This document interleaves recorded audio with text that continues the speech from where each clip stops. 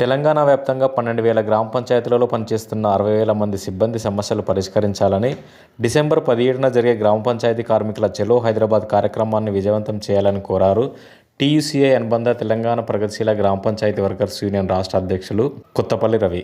కార్యక్రమం విజయవంతానికై మహబూబాబాద్ జిల్లా తొడూరులో ఏర్పాటు చేసిన సన్నాహక సమావేశంలో ఆయన మాట్లాడుతూ, గ్రామ పంచాయతీ కార్మికుల సమస్యలను ప్రభుత్వం తక్షణమే పరిష్కరించాలని డిమాండ్ చేశారు. ఈ నెల 17న తెలంగాణ గ్రామ పంచాయతీ కార్మికులు చలో హైదరాబాద్ కార్యక్రమాన్ని నిర్వహిస్తున్నారు. ప్రధానంగా పెండింగ్ వేతనాలు విడుదల చేయాలని, పెరిగిన ధరలకు అనుగుణంగా కనీస వేతనం 26,000 అమలు చేయాలని చెప్పి, సమాన పనికి సమాన పని వేతనం ఇవ్వాలని చెప్పి సుప్రీంకోర్టు ఇచ్చిన తీర్పులు అమలు చేయడంలో నేడున్న రాష్ట్ర ప్రభుత్వం అశ్రద్ధ చేస్తూ ఉంది.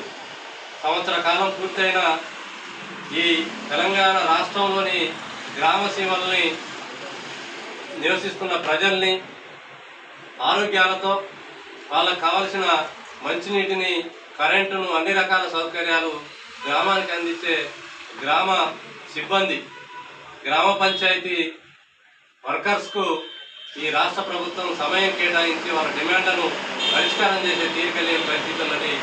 దీనికి నిరసనగా ఈ నెల 17న హైదరాబాద్లోని ఇందిరా పార్క్ వద్ద వేలాది మంది గ్రామ పంచాయతీ కార్మికులతో పెద్ద ఎత్తున ధర్నా నిర్వహిస్తూ ఉన్నాం.